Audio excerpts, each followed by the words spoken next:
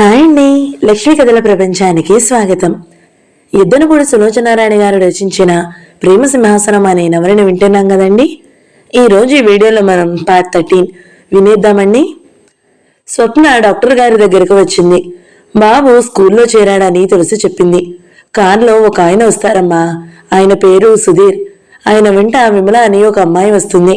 ఆ ఇద్దరు బాబుని బాగా చూస్తారు. బాబు ఇప్పుడిప్పుడే అల్లరి మానేస్తున్నాడు అని చెప్పింది. తులసికి నర్స్కి చాలా స్నేహం ఏర్పడింది. ఇద్దరూ మాటకారులే. సాయంత్రం రైలుకి వచ్చి ఉదయమే వెళ్లిపోయే స్వప్నని చూసి నర్స్కి అనుమానం. డాక్టర్ గారికి బంధువు అయితే ఇలా రహస్యంగా వచ్చి ఎందుకు వెళ్లడం? బాహాటంగానే రావచ్చుగా. ఒకవేళ వచ్చినా నలుగురి ఎదుటికి రాకుండా అలా దొంగల ఆ 4 గోడల మధ్య కూర్చుంటుందే. బాబుకి ఆ డాక్టర్కి ఏమిటో సంబంధం. ఆ రోజు రాత్రి స్వప్న వచ్చింది. ఉదయమే వెళ్లడానికి రైలు వెళ్లే మార్గంలో యాక్సిడెంట్ అవడంతో రైళ్లు ఆగిపోయినాయి. స్వప్న తప్పనిసరిగా ఉండిపోవలసి వచ్చింది. స్వప్న ఎప్పటిలాగే గది విడిచి బయటికి రాలేదు. ఉదయం 10 గంటల వేళ స్వప్న డాక్టర్ గారి షర్టుకు గుండీలు కుడుతుంది. బాబు వాకిట్లో ఆడుకుంటున్నాడు. ఇంతలో తులసి పరిగెత్తుకు వచ్చింది. అమ్మా అమ్మా, ఆయన వచ్చారు అంది. ఎవరే అంది స్వప్న. ఆయనేనమ్మా, మీరు అడిగేవారే ఆయన. స్వప్న చేతిలో షర్టు పక్కన పెట్టేసింది. ఆ ముఖంలో కంగారు, భయం ముప్పెరుకొన్నాయి. వెంటనే లేస్తూ ఆయన ఇక్కడికి వస్తారా అంది. ఈ గదిలోకి రారమ్మా, మీరు కావాలంటే కిటికీ పరదా లాగి చూడొచ్చు తులసి అంటూనే పరిగెత్తింది. డాక్టర్ గారున్నారు. హాలులో మాటలు వినిపిస్తున్నాయి. హలో, గుడ్ మార్నింగ్ అంటున్నాడు సుధీర్. గుడ్ మార్నింగ్ అంటున్నాడు బాబు. స్వప్న మెల్లగా వచ్చి కంపిస్తున్న వేళ్లతో కిటికీకి ఉన్న పరదా కాస్త లాగి దాని మధ్య నుంచి చూసింది. హాల్లో సుధీర్ బాబుని ఎత్తుకుని బొమ్మ లాంటిదేదో ఇస్తున్నాడు. Thank you. బాబు సుధీర్ బుగ్గ మీద ముద్దు పెట్టుకుంటున్నాడు. స్వప్నకి కడుపులో నుంచి ఆనందం, దుఃఖం రెండూ ఒకేసారి పొంగులా వస్తున్నాయి. ఆ క్షణంలో తను జీవిత ధ్యేయం నెరవేరినంత ఆనందంగా అనిపించింది. తనకి ఇంకేం కావాలి? ఇంతకంటే ఇంకేం కావాలి? సుధీర్ పక్కన విమల ఉంది. విమల నవ్వుతూ బాబు బుగ్గగిల్లుతూ, నాకు గుడ్ మార్నింగ్ చెప్పలేదు కదూ, అయితే నీతో మాట్లాడు పో అంది. గుడ్ మార్నింగ్ ఆంటీ అన్నాడు. అడిగిన తర్వాత చెప్పేది? నాకు కోపం వచ్చింది, నీతో మాట్లాడను. బాబు సుధీర్ చేతుల్లో నుంచి జారి దిగి విమల కాళ్ళకి పెనవేసుకున్నాడు. ఆంటీ మంచిది, చూసారా వీడంత తెలివిగలవాడో, విమల డాక్టర్ గారికి చెబుతూ పకపకా నవ్వింది. సుధీర్ కూడా నవ్వాడు. స్వప్నకి ఆ నవ్వులు వినిపిస్తున్నాయి. మెల్లగా పరదా పక్కకి తప్పుకుంది. ఈ కొత్త చొక్కా ఎక్కడిది నీకు? మమ్మీ వచ్చిందిగా, తెచ్చింది గొప్పగా చెప్పాడు. సుధీర్ విమల ముఖాలు చూసుకున్నారు. సుధీర్ అన్నాడు, నిజంగానా? మరి మమ్మీ ఏది? నాకు చూపించు. ఇప్పుడే చూపిస్తా. బాబు సుధీర్ చెయ్యి వెదిలి లోపలికి పరిగెత్తుకుని పోయాడు. ఆగాకు బాబు, మమ్మీ రాదు డాక్టర్ గారు కంగారుగా అన్నారు. బాబు ఆ మాట వినకుండానే పరిగెత్తాడు. బాబు లోపలికి రాగానే తల్లి చెయ్యి పెట్టి లాగుతూ, మమ్మీ, కొత్త అంకుల్ ఆంటీ వచ్చారు, రా చూద్దు గాని అన్నాడు. స్వప్న చెయ్యి విడిపించుకుంది. వద్దు నాన్న, నేను రాలేను, బాబుకు మాత్రమే వినిపించేటట్లుగా అంది. రా మారం చేశాడు. ఇంకోసారి వస్తా, తలనొప్పిగా ఉంది, మందు వేసుకుంటా, మా తండ్రి కదూ. బాబు సరేనంటూ తల ఊపాడు. విమల, సుధీర్ లోపల నుంచి రాబోయే వ్యక్తి కోసం ఆసక్తిగా చూస్తున్నారు. బాబు ఒక్కడే పరిగెత్తుకు వచ్చాడు. మమ్మీ రాదట, తలనొప్పిగా ఉందట. విమల, సుధీర్ ముఖాలు చూసుకున్నారు. తులసి కాఫీలు తెచ్చింది. డాక్టర్ గారు కాఫీ తాగి త్వరలో విమలని పరీక్ష చేసి మందులో రాసి ఇస్తూ, విమల, ఇంకొక వారం ఈ మందులు వాడితే చాలు, ఇంకేమీ అవసరం లేదు, నువ్వు మామూలుగా అయిపోయావు. ఆ మాట బాగా మనసులో ఎక్కించుకుని అన్నం సరిగ్గా తిను అన్నారు. థ్యాంక్ యూ డాక్టర్, నేను ఇలా ఉన్నానంటే ఇది కేవలం మా బావ చలవేగా. బావ అండగా ఉండి ఆపరేషన్ చేయించకపోతే నేను ఈ పాటికి ఎలా ఉండేదాన్నో. మీరిద్దరూ నాకు పునర్జన్మ ప్రసాదించారు.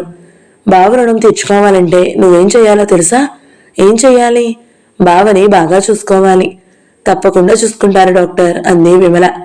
సుధీర్, విమల వెళ్లిపోయారు. డాక్టర్ గారు బాబుని ఎత్తుకుని టాటా చెప్పించారు. స్వప్న గదిలో నుంచి వాళ్ళు వెళ్లిపోవడం చూస్తూనే ఉంది. విమల ఏదో అంటుంది. అతను విరగబడి నవ్వుతున్నాడు.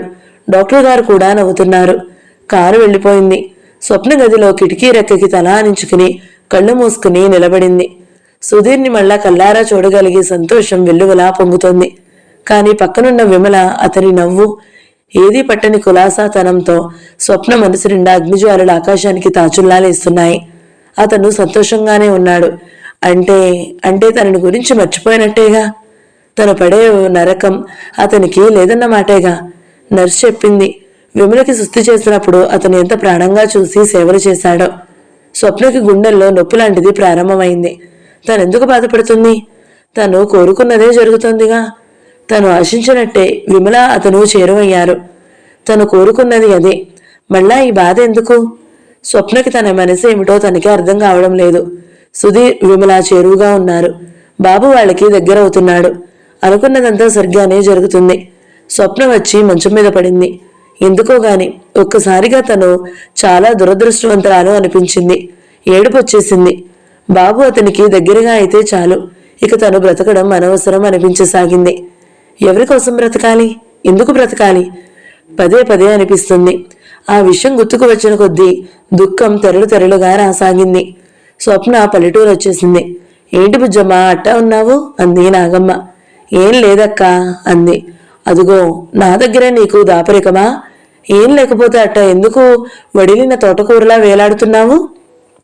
నిజంగా అక్క, ఏం లేదు ఏం లేదు అంటూ స్వప్న ఏడ్చేసింది. అరేరే ఏంటిది? నాగమ్మ చప్పున వచ్చి దగ్గరకు తీసుకుంది. ఏడుపు ఉధృతం తగ్గిన తర్వాత స్వప్న లేచి సరిగ్గా కూర్చుని చీర కొంగుతో కొళ్ళు గట్టిగా తుడుచుకుంటూ, ఏం లేదక్క, ఏమిటో జ్ఞాపకం వచ్చింది, దుఃఖం ఆపుకోలేకపోయాను అంది. బుజ్జి, నేను సంగతి చెప్పనా? ఏమిటి? కేకలయ్యవుగా. నేనా? నిన్న? ఏమిటక్క ఆ మాటలు? ఏమో తల్లి, చనువుగా మాట్లాడుతూనే ఉంటావు. అయినా నీతో సరసంగా మాట్లాడాలంటే భయం వేస్తుంది. పర్వాలేదు చెప్పక్క. బుజ్జి, నేను నిన్ను నా సొంత చెల్లెళ్ళుగా చేసుకుంటున్నాను. ఆ చనువుతోనే చెబుతున్నాను. బాబిగాడిని ఎట్టాగూ దూరంగా ఎక్కడో స్కూల్లో పెట్టావు. నువ్వు దూరంగానే ఉంటున్నావు. వాడెట్లాగూ మగపిల్లాడే, బాధేం లేదు. నువ్వు చిన్నదానివి. ఈ వయసులో ఎప్పటికీ తెల్లారును. ఆడది వయసులో ఉండి ఒంటరిగా ఉండాలన్నా కష్టమే.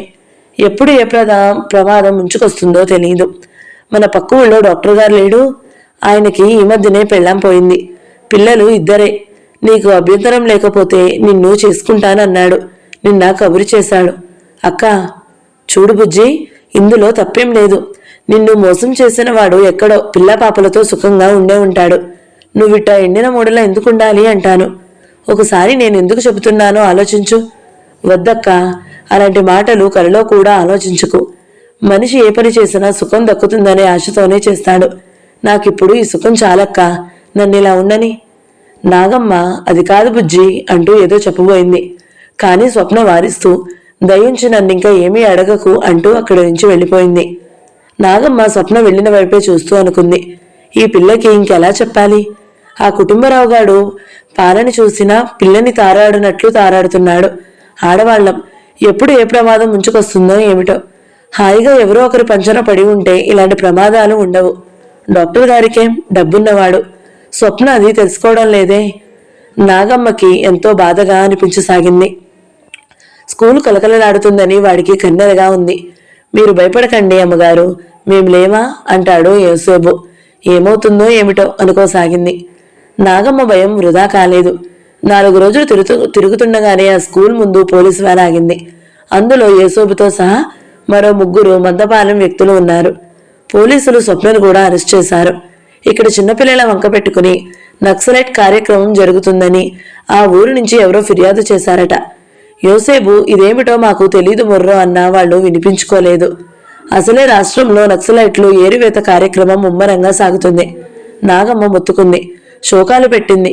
చివరికి పక్క ఊరి డాక్టర్ గారి సాయంతో వెళ్లి స్వప్నకి బెయిలు ఇప్పించి విడిపించి ఇంటికి తీసుకుని వచ్చింది. నాగమ్మ వాళ్ళు ఇంటికి వచ్చేసరికి స్కూల్ తడికలు పీకేసున్నాయి. ఏసేపు తమ్ముడు కొడుకు ఇది చూసి ఉడికిపోయారు. ఈ తతంగమంతా కుటుంబరావే నడిపించాడని వాళ్ళకి తెలుసు. 10 మంది కలిసి వెళ్లి కుటుంబరావు ఇంటి మీద పడ్డారు. అతని ఇంట్లో సామాను ధ్వంసం చేశారు. వడ్లు నిల్వ చేసే ఊరికి నిప్పంటించారు. ఊరంతా అట్టుడిగినట్టు ఉడికిపోయింది. కొంతమంది స్వప్నపక్షం వహిస్తే మరికొంతమంది కుటుంబరావు పక్షం వహించారు. కుటుంబరావు స్వప్న ఊరిలో యువకులందరినీ కొంగుకు ముడేసుకుని ఇలాంటి అత్యాచారాలు చేయిస్తుందని కుటుంబరావు మళ్లీ పోలీసు రిపోర్ట్ ఇచ్చాడు. స్వప్న తను నిర్దోషినని విన్నపం రాసుకుంటూ సంజాయిషి ఇచ్చింది. కోర్టులో కేసు మొదలైంది. దొంగ విధవ, కుళ్ళుబోత విధవ, ఊరి పిల్లలు బాగుపడుతుంటే చూడలేక ఇలాంటి పని చేశాడు. థూ! నాగమ్మ కుటుంబరావుని చూసి ఉమ్మేసింది. మనం మంచి లాయర్ని పెట్టుకోవాలి అన్నాడు యోసేపు ఆయన తమ్ముడు. పక్క ఊరు ఆచార్యులు గారి తమ్ముడు మొన్ననే ప్రాక్టీస్ మొదలెట్టాడుగా, అతనికి అప్పగిద్దాంలే అంది నాగమ్మ. అతను కుర్రలాయరు. నాగమ్మ అతని పిలిచి జాగ్రత్తలు నేర్పించింది. నేను లా పాస్ అయ్యాను, మీరు నాకేం చెప్పనవసరం లేదు అన్నాడతను. బాబాబు, నీకు పుణ్యం ఉంటుంది. ఈ ప్రమాదంలో నుంచి మమ్మల్ని బయటపడేట్టు చేద్దు, చచ్చు నీ కడుపును పుడతాను అంది నాగమ్మ. ఆ పనేమీ అవసరం లేదు, నేను అడిగిన డబ్బిస్తే చాలు అన్నాడతను. నాగమ్మ అతనికి ఖర్చులు ఉంటాయని అంటే 400 అప్పు చేసి తెచ్చి ఇచ్చింది. కుర్రాడు చాకులా ఉన్నాడు, ఇంగ్లీషు దంచేస్తున్నాడు. మనం తప్పక గెలుస్తాం బుజ్జమ్మ, నువ్వేం భయపడకు అంది నాగమ్మ. ఆ రోజు సుధీర్ ఇంటికి వచ్చేసరికి తల్లి నెడివేసుగల ఒక ఆయనతో కూర్చుని మాట్లాడుతుంది. అతను లోపల గదిలో ఉండుంటే పిలిచింది.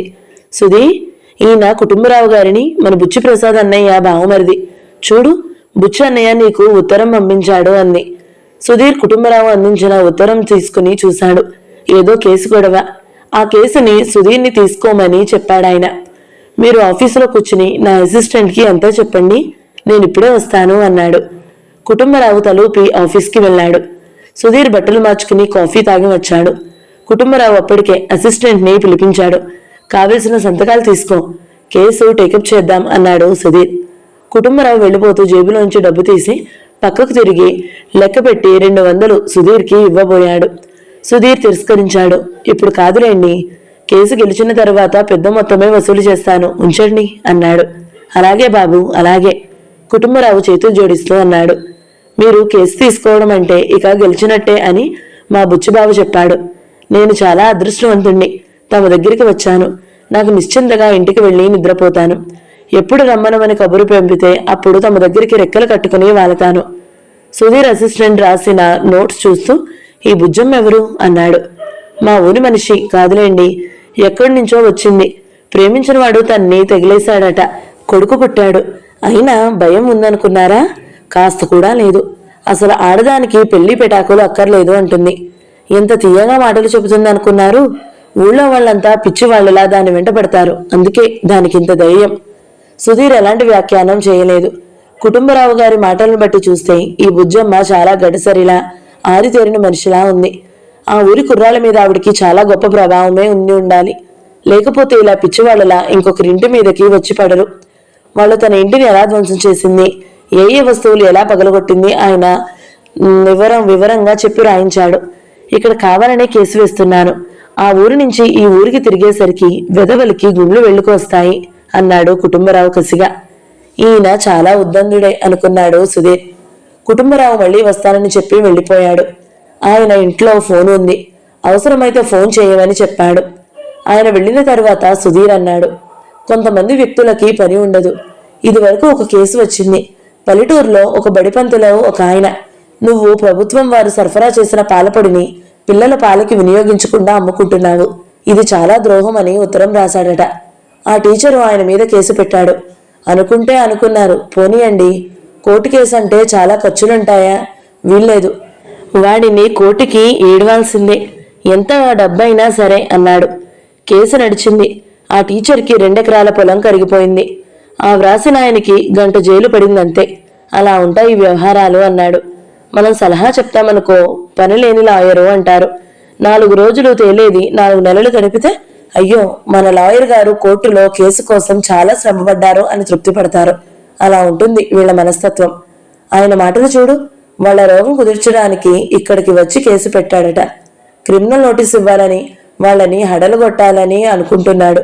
కొంతమంది ఇలా తిరుగుడుతో భరించలేక మధ్యలోనే రాజీ పడిపోయి ఇక మన కంటికి కనిపించరు, అదో తరహా అన్నాడు. ఇప్పుడు ఆడపిల్లల గురించి కూడా మనం తక్కువ అంచనా వేయలేకుండా ఉన్నాం సార్. క్రిందటిసారి ఆ భూపాలం కేసులో మనం చూసిన అమ్మాయి ఎంత అమ్మాయికురాలలా ఉంది. కేసు బయటపడేసరికి మన నోళ్లు తెరిచాము. ఆ అమ్మాయి ప్రియుడితో కలిసి ఎంత అవలీలగా భర్తని అత్తని చంపేసింది. అవునన్నట్టు తలూపాడు సుధీర్. ఈ పంతులమ్మ కూడా అలాంటి కూతురే అని ఉంటుంది. ఎంతో తెలివితేటలు ఉంటుంటే తప్ప అలా ఊరి మగపిల్లల్ని కొంగు కట్టేసుకోవడం సాధ్యం కాదు. నిజమే కావచ్చు, ఏదో స్వార్థ చింతన లేకపోతే వయసులో ఉండి ఉన్న అమ్మాయి ఆ మూరమూల పల్లెటూరులో ఎందుకు ఉంటుంది అన్నాడు. నిజం సార్ అన్నాడు అసిస్టెంట్. సుధీర్కి సిద్ధం చేయాల్సిన విషయాలన్నీ చెప్పాడు. విమల భారంగా ఉన్న పూలు జడ ముందుకు పడుతుండగా నుదుటన కళ్యాణ బొట్టుతో పచ్చటి పసుపు తాడికి మంగళసూత్రాలు మెరుస్తుండగా వంగి సుధీర్ కాళ్ళకి నమస్కరించింది. అరే ఇదేమిటి? సుధీర్ విమలను పట్టి లేవనెత్తాడు. బావా, నువ్వు నాకు పునర్జన్మను ప్రసాదించావు. అంతేకాకుండా నీ కళ్లల్లో నీళ్లు తిరిగాయి. దగ్గుతితో ఈరోజు నాన్న లేరనే లోటు మినహా నాకు బాధలేదు. ఇదంతా నీ చలవే. నీ రుణం నేనెలా తీర్చుకోగలను అంది. ఏమిటా మాటలు? సుధీర్ మందలించాడు. నిజం బావా, నీకెలా కృతజ్ఞతలు చెప్పాలో నాకు తెలియడం లేదు. అలా అన్నామంటే నిజంగా నాకు కోపం వస్తుంది. విమల పక్కన ఉన్న వరుడు ప్రసాద్ని చూస్తూ, ప్రసాద్, మా విమల ఉందే ఒట్టి పిచ్చిపిల్ల, నువ్విలా చూసుకుంటావో ఏమిటో అన్నాడు. మీ విమల గురించి మీరేమీ ఆతురత పడనవసరం లేదు. నా ప్రాణంగా చూసుకుంటాను, సరేనా అన్నాడు ప్రసాద్. ప్రసాద్ సుధీర్ తోటి లాయరుగా చేస్తున్నాడు. చాలా యోగ్యుడైన కుర్రాడు. ఇద్దరూ ప్రాణ స్నేహితులు. సుధీర్ విమలనిచ్చి ప్రసాద్కి వివాహం జరిపించాడు. మొదట ఈ మాట వినగానే అహల్యమ్మ గారు చిరాకు పడింది. విమల నా కోడలు అవ్వాల్సిన వ్యక్తిరా అంది. సుధీర్కి తల్లి మనసేమిటో బాగానే తెలుసు. అందుకే అన్నాడు, నీ కోడలైన వ్యక్తి ఈ ప్రపంచంలో లేదమ్మా. ఆ ప్రసంగం నా ముందు ఎత్తకు అన్నాడు. విమలని అతను ప్రసాద్ గురించి అడిగాడు. నీ ఇష్టం బావా అంది. సుధీర్ వివాహం నిశ్చయం చేశాడు. ఆ రోజున విమల అంది, బావా, నాకు సుస్థి చేసినప్పుడు మాకు ఇబ్బంది కలిగి నలుగురు మమ్మల్ని హేళన చేసి నవ్వినప్పుడు నువ్వు ఆదుకుని కోటగోడలా రక్షించినందుకు కృతజ్ఞతగా జీవితాంతం నీ సేవ చేయడానికే నీకు భారీగా అవ్వాలని అనిపించేది. కానీ ఎవ్వరికి తెలిసినా తెలియకపోయినా నాకు నీ మనసు బాగా తెలుసు. నీ జీవితంలోనూ మనసులో కూడా స్వప్నకి తప్ప ఇంకెవరికీ చోటు లేదని అర్థం చేసుకున్నాను. ఒక్కొక్కసారి స్వప్నని గుర్తు చేసుకుంటే ఎంతో జాలేస్తుంది. ఆ అమ్మాయి నీ భార్య అయ్యి నిన్ను పొందలేని దురదృష్టవంతరాలయ్యిందా, లేక దూరమైనా నువ్వు మర్చిపోలేదు కాబట్టి అదృష్టవంతరాలయ్యిందా అనిపిస్తుంది. నీ ఇష్ట ప్రకారమే కానీ బావా, ప్రసాద్ని చేసుకుంటాను. నీ జీవితానికి వెలుపల నిలబడి నీ సేవ చేసుకుంటాను అంది. సుధీర్ విమలని చేసుకుంటాడని అందరూ అనుకున్నారు. సుధీర్ ఇలా విమలని ప్రసాద్కిచ్చి తనే దగ్గరుండి వివాహం జరిపించడంతో అందరి ఊహలు తారుమారయ్యాయి. అతనికి పెళ్లి చేసుకోవడనే సంగతి తెలిసిపోయింది. అహల్యమ్మ గారు కన్నీళ్లు పెట్టుకుంటూ, ఎంతమందికి ఒక భార్య పోతే మరొక భార్యని తెచ్చుకోవడం లేదు. ఆ పిల్ల ఎక్కడ బ్రతికి ఉన్నా జాడ కానరావడం లేదు. వాడు పెళ్లి చేసుకోడు. ఇలా జీవితాంతం వాడు ఒంటరిగా ఉంటుంటే ఆ ఒంటరితనానికి నేను చేసిన తప్పే శిక్ష అయిందని నేను కుమిలిపోతూ ఉండాలి కాబోలు. భగవంతుడా, ఒక్క పిల్లాడు, వాడి కాపురం గురించి నేనెన్నో ఊహించుకున్నాను. పిల్లా పాపలతో కలకలలాడే వాడి నీడలో నా శేష జీవితం వెళ్ళదీసుకోవాలని ఆశపడ్డాను. ఇలా అయిపోయింది అంటూ బాధపడసాగింది. కొడుకుని ఆవిడ ఈ రోజున ఏమీ అనలేకపోతుంది. ఆవిడ కళ్ళ ముందు ఒక రోజున స్వప్న ఎవరో తెలియని సమయంలో అతను పెళ్లి చేసుకోనని అన్నందుకు తను ఆవేశపడుతూ, ఎన్నాళ్ళు నిన్నిలా చూస్తూ ఊరుకోమంటావు? నీది ఎంత చిన్న వయసురా, ఇంత పెద్ద అనుభవం ఎందుకు రామాని? నువ్వు దాన్ని మనసుకు తీసుకోవడమే సరిగ్గా లేదు. సుధీ, నువ్వు తెలియకుండా జీవితాన్ని వృధా చేసుకుంటుంటే నిన్ను కన్న తల్లిగా చూస్తూ ఊరుకోలేనురా అంది. ఆ మాటలకి అతను ఆవేశం బిగబట్టుకున్న స్వరంతో అన్నాడు, నా కన్న తల్లి, ఆ మాట నీకు ఇప్పుడు గుర్తొచ్చిందా అమ్మా? నువ్వు నా కన్న తల్లివేనా? కన్న తల్లివి అయితే నా మనసు ఎందుకు అర్థం చేసుకోలేదు? అసలు దీనికి అంతటికీ కారణం నువ్వే. నేనెందుకు స్వప్నని పెళ్లి చేసుకున్నానా అని కాస్త నిగ్రహంగా ఆలోచించలేకపోయావు. నేను తొందరపడే మనిషిని కానని, బలీయమైన కారణం లేకుండా ఇలా చేయనని కాస్త అర్థం చేసుకుని ఓపిక పట్టుంటే అన్నీ నీకంతా చెప్పి ఉండేవాణ్ణి. నువ్వు మామయ్య దగ్గరికి వెళ్ళిపోయావు. నా సుఖం చూడలేదు. నేను చెప్పే మాటలే వినలేదు. నన్ను ఇన్నేళ్లు పెంచావు. నాకు విద్యాబుద్ధులు నేర్పావు. నన్ను నువ్వు అర్థం చేసుకున్నది ఇదేనా అమ్మా? అతని కంఠం వణికింది. కళ్లల్లో నీటి పొరలు అడ్డుపడింది. లోకం కంటే ముందుగా నువ్వే నన్ను తిరస్కరించావు, అపార్థం చేసుకున్నావు. నన్ను అర్థం చేసుకోవలసిన నువ్వు ముందే వెళ్ళిపోయి లోకంతో సమానంగా అయ్యావు. పైనుంచి మామయ్యకి వత్తాసులు పలికి నన్ను, స్వప్నని, బంధువులు, స్నేహితులు, హితలు వేటకుక్కల్లా మమ్మల్ని తరిమేలా చేశావు. అందుకేగా స్వప్న పారిపోయింది. స్వప్న లోకానికి వెరవలేదు. కానీ నీకే భయపడి దూరంగా వెళ్ళిపోయింది. నిన్ను బాధ పెడుతున్నానని అనుకుంది. నాకు నువ్వు ఎంత ప్రాణమో స్వప్నకి తెలుసు. నేను నిన్ను గెలుచుకోలేనని, నీకు నచ్చజెప్పడం అసంభవమని తెలుసుకుంది. తన దూరం అవ్వడమే పరిష్కారం అనుకుంది. అదే చేసింది. అమ్మా, ఏ మనిషి అయినా జీవితంలో ఒకే ఒకసారి ప్రేమించగలుగుతాడు. ప్రేమ పదే పదే రాదమ్మా. స్వప్నని నేను మర్చిపోలేను. నీకోసం స్వప్న జ్ఞాపకాలు ఇక్కడ సమాధి చేసి మామూలు మనిషిలా నటిస్తున్నాను. ఈ నటన జీవితాంతం ఇలా కొనసాగాల్సిందే. నేను బ్రతకాలంటే స్వప్న రావాలి. అమ్మా, స్వప్న రావాలి. అది అసంభవం అని నీకు నాకు కూడా తెలుసు. అమ్మా, దయించి ఇక ముందెన్నడూ నా పెళ్లి గురించి ఎత్తకు. నేను అనేవాడిని ఏదో అన్నానని నువ్వు బాధపడే స్థితి తీసుకురాకు, చేతులు జోడిస్తూ అన్నాడు. శంకు ఎవరో వచ్చారని చెప్పగానే అతను వెళ్ళిపోయాడు. అహల్యమ్మ గారు అక్కడున్న కుర్చీలో కూలబడింది. సుధీర్ మాటలు బాకుల్లా ఉన్నాయి. అవి తీవ్రంగా బాధ పెడుతున్నాయి. కానీ అతను అన్న ప్రతి మాట నిజమే. తను నిజంగా కన్నతల్లే అయితే వాడి అన్నన నిలబడాల్సింది. కన్న కొడుకు కంటే అన్నగారే ముఖ్యమనుకుంది. ఆనాడు అన్నగారి కోసం భర్తని తెలియకుండా దూరం చేసుకుంది. ఈ రోజున కొడుకు విషయంలో కూడా మళ్ళీ అదే జరిగింది. ఆవిడ ఏడవసాగింది. భగవంతుడా, ప్రపంచంలో ఏ స్త్రీకి ఇలాంటి విషమ పరిస్థితి రానియద్దు. నా తెలివి తక్కువతనం, మూర్ఖత్వం వాడి ఆనందాన్ని బలిగొన్నాయి. నిజమే, వాడు అన్న ప్రతి మాట నిజమే. నేను తల్లిగా ఆలోచించలేకపోయాను. ఈనాడు నేను అభిమానించిన అన్నయ్య గాని, నేను గౌరవించిన సంఘం గాని కనీసం నా కోసమైనా వాడిని క్షమించలేదు. ఒక హంతకురాలు మెడలో తాళి కట్టాడనే ఆగ్రహంతో వాడి మనసుని ఎన్ని రకాలుగా హింసించింది. అందుకే ఈనాడు అహల్యమ్మ గారు కొడుకు తను పెళ్లి చేసుకున్న విమలకి స్వయంగా దగ్గరుండి ఒక తోబుట్టువులా విమల వివాహం చేస్తుంటే ఆమె బాధపడడం లేదు. కొడుకుకి ఏది ఆనందమో అదే తన ఆనందం కూడా అని భావించసాగింది. కుటుంబరావు వచ్చాడు. ఆయన వెంట పెద్ద గులాబీ దండం తళతళలాడే చెంకీ చుట్టినది తీసుకొచ్చారు. అతిథులందరూ ఆయన వధూవరుల కోసం ఆ దండలు తెచ్చారని భావించారు. కాని కుటుంబరావు దండ 2 చేతులతో పట్టుకుని సరాసరి సుధీర్ దగ్గరికి వెళ్లి అతని మెడలో వేసి చేయి పెట్టి ఊపుతూ, లాయర్ గారు, మనం కేసు గెలిచామన్నాడు. అతని పక్కనున్న సుధీర్ అసిస్టెంట్ చెప్పాడు, మనం కుటుంబరావు గారి కేసు గెలిచాము. ఆ స్కూల్ పెట్టిన జాగా ఈయన పరమయ్యింది. ఆ పంతులమ్మకి, ఆ 4 మగపిల్లలకి జైలు శిక్ష పడింది. ఈ రోజు కోర్టులో ఆ కేసు తీర్పు చెప్పే రోజు. కానీ విమల పెళ్లి మూలంగా సుధీర్ కోర్టుకి వెళ్లలేదు. అసిస్టెంట్స్ ని పంపించాడు. ఈ కేసు గెలుస్తామని అసిస్టెంట్తో సహా ముందరే జోస్యం చెప్పారు. ఎందుకంటే అవతల న్యాయవాది కుర్రకారు మనిషి, అనుభవం లేదు. అతనే తికమక పడుతూ మాట్లాడుతున్నాడు. కుటుంబరావు చెప్పలేని ఆనందంతో జేబులో నుంచి పర్సు తీసి సుధీర్కి అందిస్తూ, ఈ రోజు నా జన్మలో మరుపురాని రోజు, ఇదిగో మీ ఫీజు అన్నాడు. సుధీర్ డబ్బు తీసుకోలేదు. దూరంగా ఉన్న ఒక మధ్య వయస్సు లాయరు లావాటి స్త్రీని లక్ష్మీబాయమ్మ గారు అని పిలిచాడు.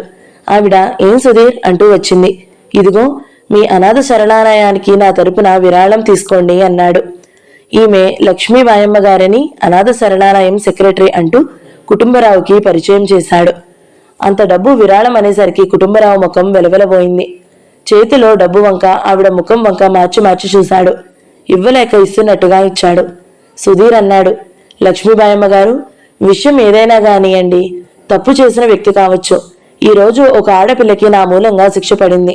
దానివల్ల వచ్చిన డబ్బు అది. ఈ డబ్బు మూలంగా మరో 4 అనాథ బాలికలకి ఉపకారం జరిగితే నాకు తృప్తిగా ఉంటుంది. మీరు చల్లగా 100 ఏళ్లు బతకాలి అంది లక్ష్మీబాయమ్మ. విమల అత్తవారింటికి వెళ్ళిపోయింది. డాక్టర్ గారు పెళ్లికి రాలేదేం బావా అంది. ఆయన ఊర్లో లేరు విమల. కాలు నొప్పిగా ఉంటే కేరళలో వైద్యం చేయించుకోవడానికి వెళ్లారు. 2 నెలలైంది. తగ్గిందట, వచ్చేస్తానని రాశారు. ఈ రోజు ఆయన ఎక్కడుంటే నాకెంతో సంతోషంగా ఉండేది అంది. మేనమామ భార్య సుధీర్ చేతులు పట్టుకుంటూ కన్నీళ్లతో అంది, నాయనా సుధీర్, విమలని మళ్లీ మనిషిని చేశావు. పెళ్లి కూతురిగా అత్తవారింటికి పంపిస్తున్నావు. ఆయన పోయిన తరువాత ఇంతటి రోజున నా జన్మలో వస్తుందని కలలో కూడా అనుకోలేదు అంది. మన చేతిలో ఏం లేదత్తయ్య, అంతా పైవాడి దయ అన్నాడతను.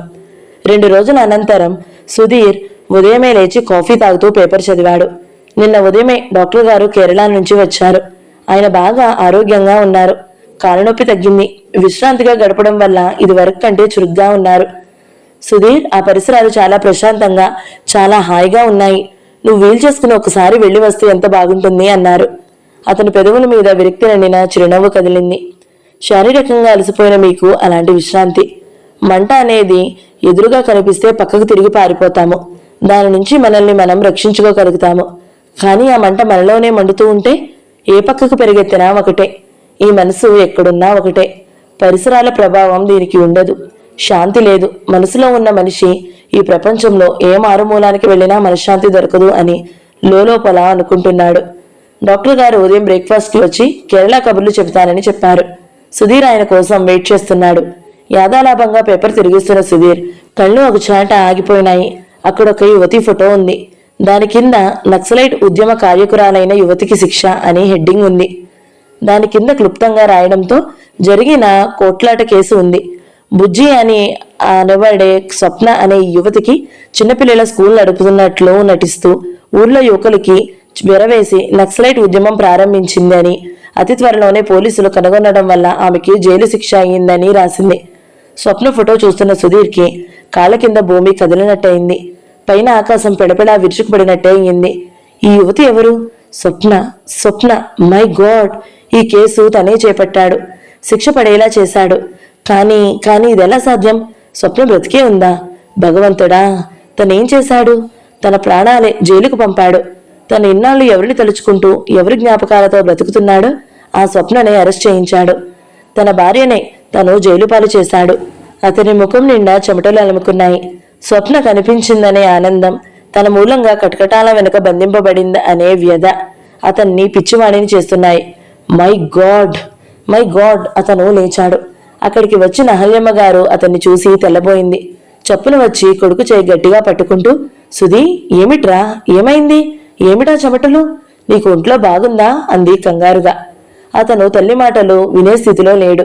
తల్లి చేతుల్ని తోసేశాడు. తల్లికి పేపర్ చూపిస్తూ, అమ్మా, స్వప్న బతికే ఉంది అన్నాడు. స్వప్న బతికే ఉందా? ఎక్కడా? ఎవరు చెప్పారా? ఆవిడ సంతోషంగా అడిగింది. ఇదిగోనమ్మా. అతను పేపర్లో ఫోటో చూపించాడు. ఇదిగో, ఇది చదువు. జైల్లో ఉంది. జైల్లోనా? అవును. స్వప్నని జైలుకి ఎవరు పంపించారో తెలుసా? నేనే. అతను గుండెల మీద చెయ్యి అందించుకున్నాడు. అతను ఎంత ధీమాగా గర్వంగా అనబోయాడో అంత దుఃఖం బాధ తరుముకుని వచ్చేశాయి. అతను ఉన్మాదిలా ఉన్నాడు. దీనికి నాకు కుటుంబరావు గారు మెడలో దండ వేసి గొప్పగా ఫీజిచ్చారు. అతను తల్లిని తోసుకుంటూ వెళ్లి గబగబా బట్టలు మార్చుకుని కారు తాళాలు అందుకున్నాడు. తూలుతున్నట్టుగా నడుస్తూ వడివిడిగా వెళ్లాడు. అహల్యమ్మ గారు పేపరు శాంతో చదివింది.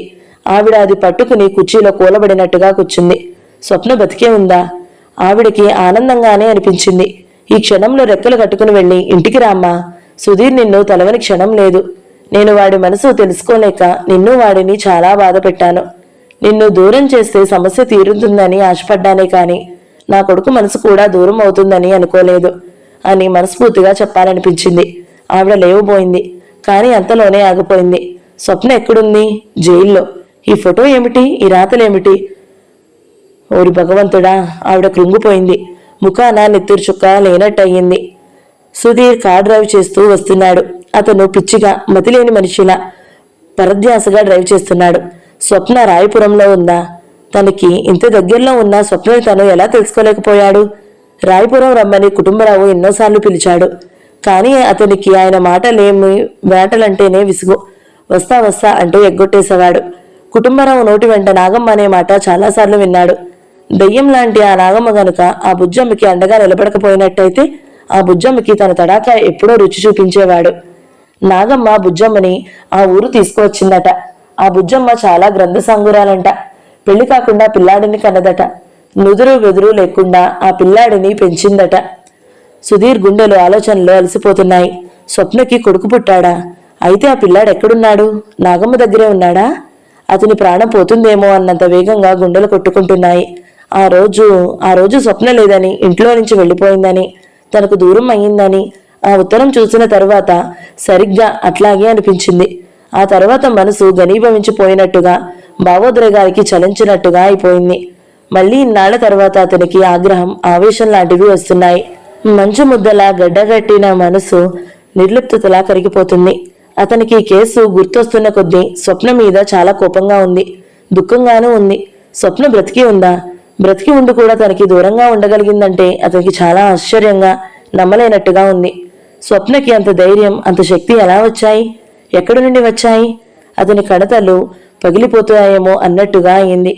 కారు ఊరిలో ప్రవేశించి ఆడుకుంటున్న పిల్లలందరూ తెల్ల ఫియట్ కారు చూడగానే ఆడుకుంటున్న ఆటలు మానేసి కారు వెంట పడ్డారు.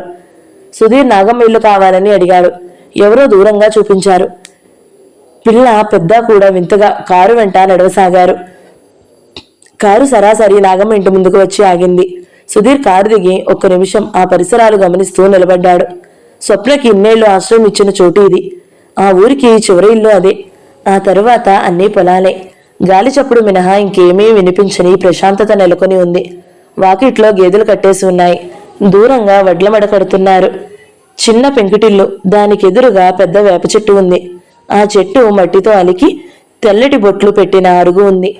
నిలక మంచం, పలుపులు లాంటి తాళ్లు, నీళ్ల తోడే బకెట్, దానా తినిపించే బుట్టలు గజిబిజిగా పడి ఉన్నాయి. కారు వెంట వచ్చిన పిల్లల్లో ఒకతడు పరిగెత్తి ఇంట్లో ఉన్న నాగమ్మని పిలుచుకువచ్చాడు. నా కోసమా? కారులోనా? ఎవరబ్బా? ఈ కారు మనుషులంటేనే నాకు కాళ్ళు వణుకుతున్నాయి. నాగమ్మ గొడుక్కుంటూ చేస్తున్న పని వదిలేసి వచ్చింది.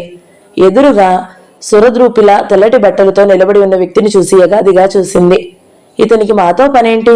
బట్టలు చూస్తే పోలీసు వాళ్ళలా లేడే అనుకుంది. నాగమ్మ అంటే మీరేనా? సుధీర్ అడిగాడు. అవును. స్వప్నం మీకు తెలుసా? నాగమ్మ వెంటనే జవాబు చెప్పలేదు. అనుమానంగా చూసింది. ఎందుకట? ఎదురు ప్రశ్న వేసింది. నేను నేను ఇంతలో యోసేపు కొడుకు పరిగెత్తుకు వచ్చాడు. వగురుస్తూ నాగమ్మతో మన బుజ్జమ్మని జైల్లో పెట్టించిన వకీలు ఈయనే అని చెప్పాడు. నాగమ్మ ఈ మాట వినగానే నిటారుగా అయ్యింది. నాగమ్మ కళ్ళు ఎర్రబడినాయి. చేతిలో ఏమీ లేదు గాని ఉంటే అది పెట్టి సుధీర్ ముఖం బద్దలగొట్టేసేదే. సుధీర్ని కోపంగా చూస్తూ నడుం మీద చేతులెట్టుకుని, ఏం బాబు, ఇంకేం మిగిలిందని వచ్చావు? అది కాదు. అతనేదో నచ్చజెప్పబోయాడు. కానీ నాగమ్మ వినిపించుకోలేదు. రూఢిస్తున్నట్టుగా అరుస్తూ అనేసింది. ఏం లాయరవయ్యా నువ్వు? నీకసలు ఈ సంపాదనతో వచ్చే అన్నం తింటే వంట పడుతుందా? ఆ కుటుంబరావు ఎంత దగులుబాజీ! చచ్చిపోయిన శవం చేత వేలిముద్రలు వేయించుకుని ఆస్తి కాజేశాడు. వాడంతా దొంగ వెధవా? అలాంటి వాడిని పెద్ద మనిషిగా తిరగనిస్తారా? మీరు అన్నం పున్నం మెరగని మా లాంటి వాళ్ళని జైల్లో తోయిస్తారా? ఎందుకైనా నువ్వు చదువుకున్నది? ఆ కారు, ఈ తెల్లబట్టలు ఎంత పాపపు సొమ్మయ్యా! మా బుజ్జమ్మ ఈ ఊరికి చేస్తున్న మేలు చూడలేక కళ్ళల్లో నిప్పులు పోసుకున్నాడు. ఆ జాగా నాదయ్యా. మేం చదువుకోనోళ్ళం. మేము చెప్పింది మీరు నమ్మరు. ఆ ఎదవ చెప్పిందే నమ్ముతారు. మా బుజ్జమ్మ ముఖం చూసావటయ్యా నువ్వు? దేవత కదటయ్యా. చీమకు కూడా అపకారం చెయ్యదే. ఇదిగో ఆ కుటుంబరావు నీకు డబ్బు బాగా తినిపించుంటాడు. నువ్వు ఆ గడ్డి తిని ఆయనే దేవుడు అని ఉంటావు. మీ లాయర్లు బతికేంటయ్యా? ఎవడు డబ్బిస్తే వాడి పక్కనే న్యాయం ఉంది అంటారసలు. కుర్ర వెదవ్ని లాయర్గా పెట్టుకోవడం మాది తప్పయింది. ఆడు మా ముందు పులి, కోర్టులో పిల్లి. కోర్టుల్లో నేను చూశానుగా, మా కర్మ. ఇదిగో కేసు గెలిచానని ఎగరబోకు. న్యాయాలు చూడడానికి పైవాడొకడున్నాడు. మా అందరి ఉసురు నీకు తగులుతుంది. నీకే కాదు, నీ భార్య పిల్లలకు కూడా తగులుతుంది. అతన్ని నోరెత్తనీయకుండా, అతను చెప్పబోయేది వినిపించుకోకుండా చివాట్లు పెట్టింది. జాగ్రత్త, త్వరగా మా ఊరి నుంచి బయటపడు, లేకపోతే ఈ ఊరివాళ్ళు నీ కాళ్ళు విరగొట్టగలరు అంది. సుధీర్ ఇక ఆమె వినే ప్రసక్తి లేదని గ్రహించాడు. వచ్చి కారెక్కాడు. కార్ స్టార్ట్ చేశాడా లేదో రాయి ఒకటి వచ్చి రప్పున తగిలింది. 1-2 రాళ్ల వర్షం మొదలైంది. సుధీర్కి గాజు పెంకులు వచ్చి గుచ్చుకున్నాయి. వచ్చేటప్పుడు తెల్లగా నీట్గా ఉన్న అతని కారు సొట్టలు పడి అద్దాలు పగిలి దెబ్బలు తిన్న పిట్టల్లా అయ్యాయి. సుధీర్ హైదరాబాద్ వచ్చేశాడు. తల్లి గాయపడిన కొడుకుని కారుని చూసి తెల్లబోయింది. ఏమిట్రా, ఏమైంది అంది. ఏం లేదమ్మా అన్నాడు. సుధీర్ కుటుంబరావుని పిలిపించాడు. ఆయన చెప్పాడు. స్వప్న కొడుకుని ఇక్కడే హైదరాబాద్లో ఎవరి దగ్గర ఉంచి పెంచుతుందట. వారం వారం వెళ్లి చూసి వస్తుందట. ఎక్కడ ఉంచిందో మాత్రం ఎవరికీ తెలియదు. సుధీర్ నిరసన పడిపోయాడు. ముందు ఆ కుర్రాడిని చూడాలని అతని మనసు ఆరాటపడుతుంది. తను స్వప్న ముందుకి బాబుని తీసుకొని గానీ వెళ్ళలేడు. లేకపోతే తన శక్తి చాలదు. ఏం చెబితే స్వప్నకి అర్థమవుతుంది? అసలు తనని అర్థం చేసుకుంటుందా? అతనికి అయోమయంగా ఉంది. అతని మనసులో తుఫాను వీస్తోంది. సుధీర్ డాక్టర్ గారింటికి వచ్చాడు. నర్సు ఎదురైంది. డాక్టర్ గారు ఎక్కడా అని అడిగాడు. లేరు, బయటికి వెళ్లారు అని చెప్పింది. సుధీర్ రుసూరంటూ కూర్చున్నాడు. నర్సు అతని గాయాలు చూసి కంగారుగా, ఏమైంది సార్, ఇన్ని దెబ్బలేమిటి, యాక్సిడెంటా అని అడిగింది. సుధీర్ తలూపాడు. డాక్టర్ గారు లేరు, ఎప్పుడొస్తారో తెలియదు. సుధీర్ నర్సు చేతనే గాయాలకి కట్టిన కట్టు మార్పించుకోసాగాడు. అతన్ని కుర్చీలో కూర్చోబెట్టి దూది లోషన్లో ముంచి గాయాల్ని క్లీన్ చేస్తుంది నర్సు. అంది. సార్, ఈ వార్త మీకు తెలుసా? ఏమిటి? వెనక్కి ఆనుకుని కళ్ళు మూసుకుని అన్యమనస్కంగా కూర్చుని ఉన్న అతను అడిగాడు. డాక్టర్ గారి కోసం రహస్యంగా వస్తుందే, ఆమె అరెస్ట్ అయింది. అలాగా? ఎందుకు?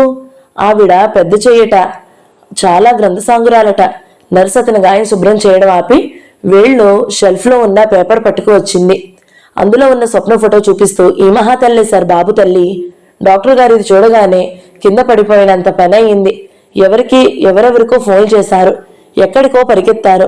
ఆసక్తిగా చెబుతూ నర్స్ ఆగింది. ఏమిటి, ఈ అమ్మాయి కొడుకా బాబు? అప్పటికే సుధీర్ లేచి నర్స్ చేయి గట్టిగా పట్టుకున్నాడు. అవును సార్ అంది. బాబు తల్లి ఈ అమ్మాయా? ఇంకోసారి నమ్మలేనట్టుగా అడిగాడు. అతని ఆవేశానికి ఉద్రేకానికి నర్సు బిత్తరపోయింది. అవును సార్ అంది భయంగా. My God, AD Babu AD? ఎక్కడా? లేడు సార్, డాక్టర్ గారు తీసుకుని ఎక్కడికో వెళ్లారు. బహుశా జైలుకి అనుకుంటాను. ఎందుకంటే బాబుని మమ్మీని చూడడానికి వెళ్దాం రా అన్నాడు బిక్కముఖంతో చెప్పింది. సుధీర్ అప్రతిభుడైనట్టు చూశాడు. నిలబడిపోయాడు. డాక్టర్ గారి కోసం వచ్చే వ్యక్తి అమ్మాయేనా? నీకు బాగా తెలుసా? మళ్ళీ అడిగాడు. ఇంతలో తులసి అక్కడికి వచ్చింది. తులసి ముఖం ఏడ్చినట్టుగా, కళ్ళు ఎర్రబడి ఉన్నాయి. కావాలంటే తులసిని అడగండి అంది. సుధీర్ తులసికి పేపర్ చూపించాడు. తులసి, ఈమె తెలుసా? మా అమ్మే సార్, కానీ మా అమ్మ చాలా మంచిది సార్. ఈ నర్సుకు తెలీదు, మా అమ్మ చెడ్డది, అందుకే జైలుకి వెళ్ళింది అంటుంది. కాదు సార్, మా అమ్మ మంచిది, చాలా మంచిది. తులసి ఏడ్చేసింది. సుధీర్కి ఆ పైన ఇంకేమీ తలకెక్కలేదు. బాబు స్వప్న కొడుక? డాక్టర్ గారు దగ్గర నుండి పెరుగుతున్న బాబు తన రక్తమా? అతని తల తిరిగిపోతుంది. అతను అక్కడి నుంచి బయటకొచ్చేశాడు. వెనుక నుంచి నర్స్, సార్ మీ చేతికి కట్టుకట్టాలి అని పిలుస్తున్నా వినిపించుకోలేదు, వెనక్కి తిరగలేదు. సుధీర్ కారులో జైలుకి వస్తున్నాడు. అతని మనసంతా అనిర్వచనీయమైన భావోద్వేగంతో ఉక్కిరి బిక్కిరి అయినట్టుగా ఉంది. బాబు తన కొడుకు. డాక్టర్ గారు ఇన్నాళ్ల నుంచి తెలిసి కూడా ఈ విషయం దాచారు. అతనికి ఎంతులేని కోపం వస్తుంది. బాబుని తన నుంచి దూరం చేసే హక్కు స్వప్నకి ఏముంది? స్వప్న దూరం అవడమే నేరం. ఇది ఇంకొక మహానేరం. సలక్షణంగా తండ్రి ఉండగా బాబు అనాథల్లా ఎవరింట్లోనో పెరగడం ఘోరాతి ఘోరము. అతను ఆగ్రహంతో వణికిపోతున్నాడు. బాబు ముఖం కళ్ళెదుట కనిపిస్తుంది. అతని ప్రాణం చివ్వున లాగుతున్నట్లుగా ఉంది. అతనికి ఇప్పుడు అర్థమవుతుంది, బాగా అర్థమవుతుంది. స్వప్న తన నుంచి దూరం అయి కూడా ఎలా బ్రతకగలిగిందో, ఎందుకు బ్రతికిందో, బ్రతకడానికి శక్తి ధైర్యం ఎలా వచ్చాయి. స్వప్నకి బాబే ఆ ధైర్యం ప్రసాదించాడు. వాడి కోసమే స్వప్న బ్రతికి ఉంటుంది. కారు జైలు దగ్గరికి వచ్చింది. సుధీర్కి ఆ జైలు పరిచితమే. అతనికి లోపలికి రావడానికి కష్టమేమీ కాదు. సుధీర్ లోపలికి వచ్చాడు. అదుగో దూరం నుంచి స్వప్న కనిపిస్తుంది. బాబుని ఎత్తుకుని ముద్దాడుతుంది. స్వప్న ఏడుస్తుంది. బాబు చెంపల మీద జారుతున్న నీళ్లు తన చిన్నారి చేతులతో తుడుస్తున్నాడు. ఎందుకు ఏడుస్తున్నావని కాబోలు అడుగుతున్నాడు. స్వప్న చెప్పున చీరకొంగుతో కన్నీళ్లు గట్టిగా తుడిచేసుకుంది. స్వప్న ముఖంతో ఏదో అంటుంది. తెచ్చిపెట్టుకున్న నవ్వు ధైర్యం అని తెలిసిపోతూనే ఉంది. డాక్టర్ గారేదో అంటున్నారు. స్వప్న వద్దు వద్దు అని తిరస్కరించినట్లుగా, అర్థిస్తున్నట్లుగా, బ్రతిమలాడుతున్నట్టుగా చూస్తూ చేతులు జోడించి దండం పెడుతుంది. డాక్టర్ గారేదో చేయి తిప్పుతూ ఆవేశంగా నచ్చజెప్పడానికి ప్రయత్నిస్తున్నారు. స్వప్న వినడం లేదు. దృఢ నిశ్చితనాలుగా తిరస్కరిస్తూ తల అడ్డంగా తిప్పుతుంది. డాక్టర్ గారు నిస్సహాయంగా చూస్తున్నట్టు నిలబడిపోయారు. స్వప్న బాబుని గాఢంగా ముఖం నిండా ముద్దులతో నింపేసింది. ఆయనకి అందించింది. స్వప్న కటకటాల మధ్యకి వెళ్లిపోవడానికి సెంట్రీ రాగానే వెనక్కు తిరిగింది. బాబు చేత డాక్టర్ గారు టాటా చెప్పించారు. ఆయన తిరిగి వచ్చేస్తున్నారు. సుధీర్ చప్పున పక్కకు తప్పుకున్నాడు. స్వప్న వెళ్లిపోయింది. ఆయన యువతలిగి వచ్చేస్తున్నారు. సుధీర్ యాదాలాభంగా ఎదురుపడినట్టుగా ఎదురొచ్చాడు. సుధీర్ని చూడగానే శివానందం తెల్లబోయాడు, తడబడ్డాడు. సుధీర్, నువ్వా అన్నాడు. సుధీర్ కళ్ళు ఆయన తడబాటుని గమనించడం లేదు. అతని కళ్ళు ఆయన చేతుల్లో ఉన్న బాబు ముఖం మీదనే నిలిచాయి. ఆ క్షణంలో సుధీర్కి ఆ చిన్నారి ముఖం ఈ సృష్టిలో అంతటికీ ఒక మహా అద్భుతమైన వరంగా కనిపిస్తుంది. ఈ ముద్దును మూతగట్టే చిన్నారి ముఖం తనది, తన రక్తం. ఓ, అతను అప్రయత్నంగా చేతులు చాచాడు. అలవాటు అయిన బాబు అతని చేతుల్లోకి ఉరికాడు. బాబు స్పర్శ తగలగానే సుధీర్ శరీరం యావత్తు అతి తేలికగా అయినట్లు అయింది. ఆ స్పర్శలో మధురిమ ఏ తీయడానికి సాటి రాదేమో. బాబు అక్కడున్న పోలీసు అధికారిని చూసి భయపడినట్లుగా చప్పున సుధీర్ గుండెల్లో ముఖం దాచుకున్నాడు. అతనికి ఆ క్షణంలో బాబునెత్తుకుని వెనక్కి తిరిగి వెళ్లి స్వప్న ముందు మోకాళ్ల మీద కూలబడి, క్షమించు స్వప్న, ఇది నేను తెలిసి చేసిన నేరం కాదు, పొరపాటు జరిగిపోయింది, నన్ను క్షమించు అని వేడుకోవాలి అనిపించింది. కానీ స్వప్న క్షమిస్తుందా? తను కనిపించడం ఇంకా బాధ పెట్టడం అవుతుందేమో. అతని మనసు వెనక్కి స్వప్న వైపు లాగుతుంది. కానీ సంశయం లాంటిదేదో అతన్ని ముందుకు తోస్తుంది. ఇలా వెళితే స్వప్న నిన్ను క్షమించదు అనిపిస్తుంది. తన మూలంగా అన్యాయం జరిగింది. అతి త్వరలో అది సవరించబడాలి. అతి త్వరలో, చాలా త్వరగా అతని మనసు ఆక్రోశిస్తుంది. స్వప్న నేరస్తురాలు కాదు అని నాగమ్మ మాటల ద్వారా అతనికి క్షుణ్ణంగా తెలిసింది. దురదృష్టం అతనిని ఎందుకు ఇలా దెబ్బతీసింది? స్వప్న తల వంచుకుని నిలబడిపోవాల్సి వచ్చింది. తలెత్తి స్వప్నాన్ని చూడలేని పరిస్థితి ఇది. ఇద్దరూ బయటికి వచ్చారు. నేను వస్తాను సుధీర్ అన్నారాయన బాబు కోసం చేతులు చాస్తూ. బాబుని నా దగ్గర ఉండనియండి డాక్టర్ అస్పష్టంగా అన్నాడు. ఆయన అర్థం కానట్లు చూశారు. నా మనసు ఏమిటో బాగాలేదు, కాస్త కాలక్షేపంగా ఉంటుంది. ఓకే ఓకే అన్నారాయన. బాబు వెడతావా అని అడిగారు. సుధీర్ అంటే బాబుకి ఇష్టమే. ఓ అన్నట్టు తల ఊపాడు. నిన్ను విసిగించేస్తాడు, జాగ్రత్త ఆయన చూపుడు వేలు చూపించారు. పర్వాలేదు డాక్టర్, పిల్లల అల్లరి విసుగు అనుకోకూడదు, సందడి అనుకోవాలి అన్నాడు సుధీర్. సరే నీ ఇష్టం. డాక్టర్ గారు వెళ్ళిపోయారు. సుధీర్ బాబుని తీసుకుని బయలుదేరాడు. అతను డ్రైవ్ చేస్తున్నా మాటిమాటికి తల తిప్పి బాబునే చూస్తున్నాడు. రాత్రి అయింది. సుధీర్ బాబుని గుండెల మీద పడుకోబెట్టుకుని పడుకున్నాడు. అతని చేతులు నిద్రపోతున్న బాబు చంపలని జుట్టుని మాటిమాటికి తడుముతున్నాయి. ఆ స్పర్శలో ఎంతో ఆత్మీయత ఉంది, అనిర్వచనమీ ఆయన ఆనందం ఉంది. ఈ చిన్నారి శరీరాన్ని తాకుతుంటే స్వప్న మీద కలుగుతున్న కోపం అంతా మంచులా కరిగిపోతుంది.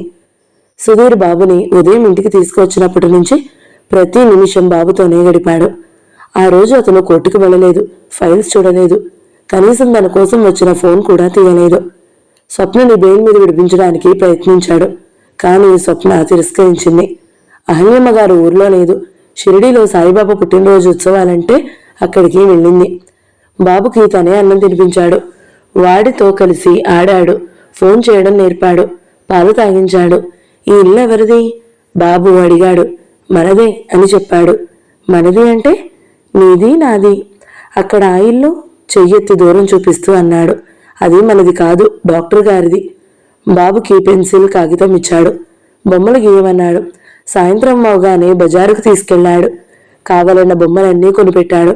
ఇంటికొచ్చిన తర్వాత ఇద్దరూ కలిసి టీవీ చూస్తూ భోజనం చేశారు. టీవీలో చేపల ఉదంతం చూస్తూ బాబు కేరింతలు కొడుతుంటే సుధీర్ బాబునే చూస్తున్నాడు. బాబు నిద్రపోయాడు. తీసుకొచ్చి మంచం మీద పడుకోబెట్టాడు. తన పక్కన పడుకున్నాడు. బాబు ఆ కాస్త దూరంలో ఉండడం కూడా భరించలేనట్లుగా మెల్లగా ఎత్తి గుండెల మీద పడుకోబెట్టుకున్నాడు. సుధీర్ మనసు ఈ రోజు చెప్పలేనంత ఆనందంగా ఉంది. ఈ 3 ఏళ్ల నుంచి స్వప్న మూలంగా పడిన బాధ అంతా ఈ ఆనందం అనే సూర్యుడి కిరణాలు సోకి మంచులా కరిగిపోతుంది. స్వప్న దూరంగా వెళ్లి ధైర్యంగా బ్రతికింది. బాబుని తీర్చిదిద్దడం కోసమే డాక్టర్ గారి దగ్గర ఉంచినట్టుగా తెలుస్తుంది. స్వప్న ధైర్యానికి మొండితనానికి అతనికి ఆశ్చర్యమే కాదు, ఆనందం కూడా కలుగుతుంది. స్వప్న ఎలా బ్రతకగలిగిందో అతనికి ఇప్పుడు మరీ మరీ అర్థమవుతుంది. బాబు స్పర్శకి జీవితం భరించే మనోబలం కల్పించాడు. అతనికి మొదట కుటుంబరావు మీద అంతులేని కోపం వచ్చింది. కానీ ఇప్పుడు ఆలోచిస్తుంటే అతనంటే కృతజ్ఞత కలగసాగింది. ఈ విధంగా అతని మూలంగానైనా నా స్వప్నని నేను కలుసుకోగలిగాను. బాబు ఇలా పడుకుంటే అతనికి స్వప్న గుర్తుకు రాసాగింది. అర్ధరాత్రి వేళ నిద్రలో లేచి కేకలు పెడుతుంటే తను దగ్గరకు తీసుకునేవాడు. బుజ్జగించినట్టు మాటలు చెప్పేవాడు. స్వప్న ఇలాగే అతని గుండెల మీద తల ఆనించి నిద్రపోయేది. ఆ స్మృతులు గుర్తుకు రాగానే అతని గుండెలు చీల్చుకుంటున్నట్టుగా నిట్టూర్పు వచ్చింది. ఎన్ని యుగాలైంది స్వప్నతో గడిపిన దాంపత్య జీవితం గుర్తుకు వస్తే అదొక జన్మ అనిపిస్తుంది. తను ఎంత ఆనందంగా ఉండేవాడు. ఇప్పుడు అసలు ఆనందం అంటే ఏమిటో మర్చిపోయినట్టే ఉన్నాడు. కాస్త జీవితానికి ఎన్నెన్ని అనుభవాలు. అతనికి డాక్టర్ గారి మీద కూడా కోపం వస్తుంది. ఆయన స్వప్న ఎవరో తెలిసి కూడా ఎందుకు చెప్పలేదు? అదే అతనికి అర్థం కావడం లేదు. కానీ సుధీర్కి ఆలోచిస్తుంటే ఇప్పుడు కళ్ళకు కట్టినట్టుగా స్పష్టంగా తెలుస్తుంది. ఆయన బాబుకి సీటు ఇప్పించమనో, ఒంట్లో బాగోలేనప్పుడు తను చాలా బిజీగా ఉన్నాను కాస్త చూడమనో, ఎక్కడికైనా తీసుకువెళ్ళు ఆదేశిస్తూ ఉండేవాడు. యాదాలాభంగా చెప్పినట్టు చెప్పినా ఇప్పుడు చూస్తే వాటి వెనుక ఒక కారణం ఉన్నట్టుగా తెలుస్తుంది. బాబుని తనకి అలవాటు చేయాలనే ఆరాటమా అది? అతని కళ్ళ ముందు కటకటాల వెనుక ఉన్న స్వప్న ముఖం కదలాడింది. స్వప్న నువ్వు నన్ను క్షమించగలవా? నా చేతులారా నేను నిన్ను జైలుకు పంపించాను. ఇది నేను తెలియక చేసిన అపరాధము. ఈ బాధ నీకు అర్థమవుతుందా? నన్ను నువ్వు అర్థం చేసుకోలేకపోతే దేవుడు కూడా అర్థం చేసుకోలేడు. నిద్రలో బాబు కదిలి పక్కకు జారాడు. సుధీర్ వాడిని దిండు మీద తల అనేలా పడుకోబెట్టాడు. రగ్గు కప్పాడు. సుధీర్ లేచి వచ్చి కుర్చీలో కూర్చున్నాడు. బాబుని చూస్తున్న కొద్దీ అతనికి స్వప్న గుర్తుకొస్తుంది. కటకటాల వెనుక ఉన్న స్వప్న గుర్తుకు వచ్చిన కొద్దీ అతని గుండెలు చెరువులవుతున్నాయి. ఇదెక్కడి దురదృష్టం. ఎన్నో ఏళ్ల తరువాత స్వప్న కనిపిస్తే చేతులు చాచి దగ్గరికి లాక్కుని హృదయానికి హత్తుకోకుండా ఆ క్షణంలో కటకటాల మధ్య బంధింపబడిన వ్యక్తి స్వప్న కాదు, తనే అని అనిపించింది. ఏం చేయలేని నిస్సహాయత్వం అతన్ని పిచ్చెక్కించేటట్లుగా చేసింది. ప్రేమ సింహాసనం 13వ భాగం సమాప్తం. ఈ వీడియో మీకు నచ్చినట్లయితే లైక్ చేయండి, షేర్ చేయండి, మంచి కమెంట్ పెట్టండి. ఇలాంటి మరిన్ని వీడియోల కోసం మన ఛానల్ని సబ్స్క్రైబ్ చేసుకోండి. Thank you so much for watching. నమస్తే.